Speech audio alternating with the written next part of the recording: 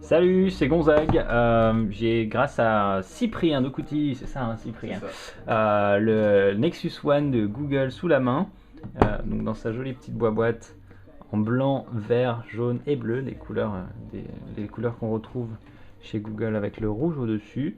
C'est un produit qui a été distribué à un petit paquet de développeurs très récemment. Donc les chanceux ont mis la main sur la petite bébête si convoitée, qui pour le moment n'est livré que dans certains pays du monde, dont Singapour je crois, et pas en France pour le moment. Donc, les développeurs qui ont ça ont un peu l'exclu par rapport aux autres, sauf qu'il y a des gens qui l'ont commandé via des amis qui habitent à Londres et compagnie, ça devient un peu la galère.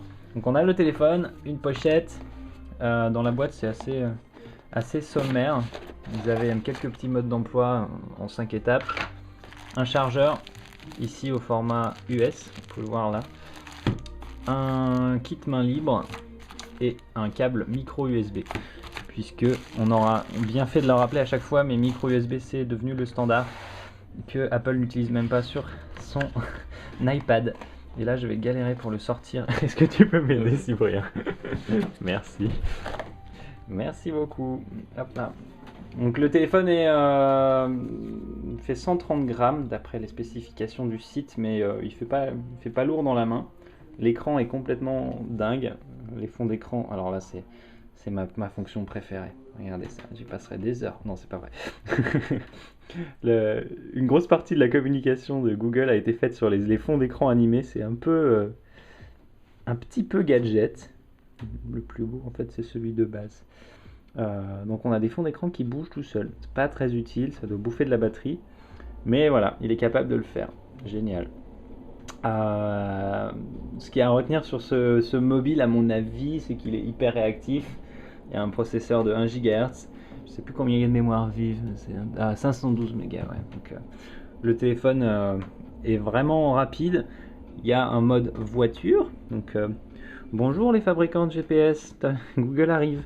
Et en dessous, il y a de quoi brancher un dock. Donc, dans la voiture, vous allez pouvoir docker votre mobile, ou ce sera peut-être dans ce sens-là. Et bien sûr, ça tourne à toute vitesse. Avec la fonction qui est propre à Android 2.1, c'est la recherche vocale. Donc, vous pouvez dire des bêtises et il ne va pas les reconnaître parce que vous êtes français. Directions to New York.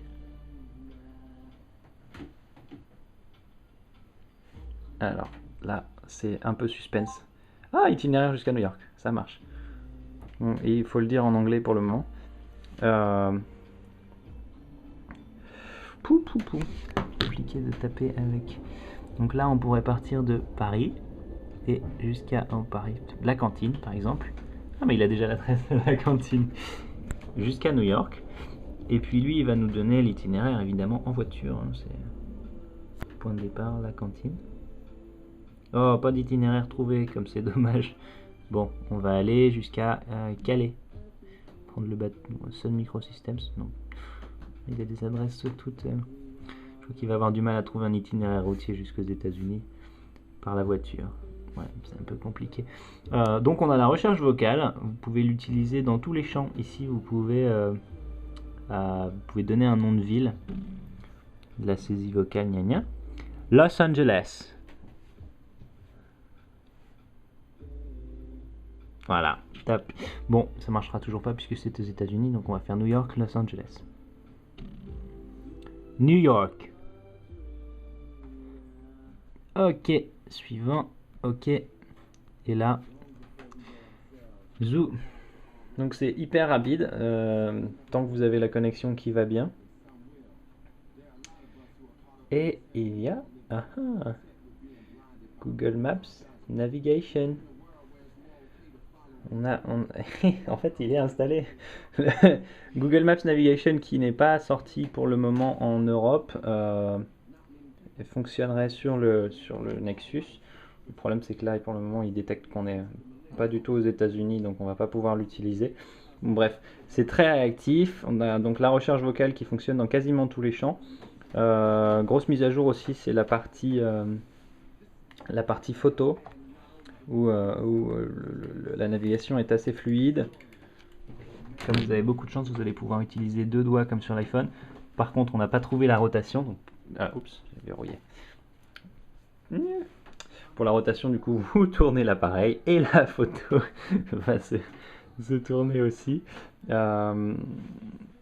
Pour le reste, l'interface, ça ressemble pas mal à celle du Droid, notamment l'interface photo est aussi triste. Cette espèce de motif bizarroïde tout autour du truc, mais c'est plutôt réactif. Il récupère des photos sur Picasa, donc tout seul en synchronisation. Je sais pas ce que j'ai, qu'est-ce que j'ai oublié, Cyprien. Googles, ouais, il y a Googles qui est installé dessus, donc l'outil qui vous permet de reconnaître des objets. Le problème, c'est que ça marche pas avec grand chose. On avait essayé avec la bandoulière de mon appareil photo. Yop là.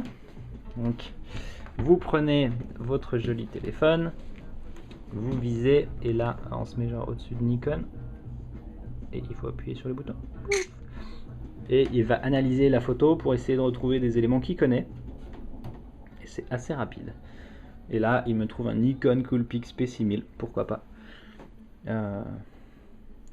Et on peut dire que les résultats sont pas très très bons. Quoique, bon, c'était pas si nul que ça. Et par la suite, le moteur va s'améliorer pour vous aider à retrouver les objets, sachant qu'en extérieur, il s'appuie sur le GPS pour reconnaître des monuments, par exemple. Sur le reste, donc c'est un bon téléphone Android très rapide avec un écran qui est assez hallucinant. La molette est placée plutôt bas. Comme ça, quand vous tenez le téléphone, c'est assez spécial. Vous avez beaucoup d'appui sur le bas de la main. La molette permet de se déplacer dans tout. On va éviter de se balader dans les contacts. Ah, des photos. Et Internet fonctionne à la vitesse de l'éclair. Alors ça, c'est vraiment dingue. Tac, tac, tac. Une photo en métro. Donc ça charge à 300 à l'heure. C'est vraiment très impressionnant. C'est joli ce petit montage. C'est moi qui m'a transformé en princesse. Waouh. Voilà. Donc là, je sais pas si on peut zoomer. Ah ouais, on peut zoomer. Et voilà. Vous m'auriez jamais reconnu, mais Gonzague en Stéphanie de Monaco. C'est assez légendaire. Donc le téléphone est vraiment très très rapide. Maintenant, la seule chose qu'il faudra accepter, c'est qu'il n'y a pas de clavier physique. Mais le téléphone est vraiment beaucoup plus fin, une finition qui est assez sympathique par rapport au Droid. Donc, à faire le choix si vous avez besoin du clavier ou non. C'est le joli Nexus One et on peut s'attendre à ce que Google et HTC en sortent d'autres dans le futur. Merci beaucoup et à bientôt.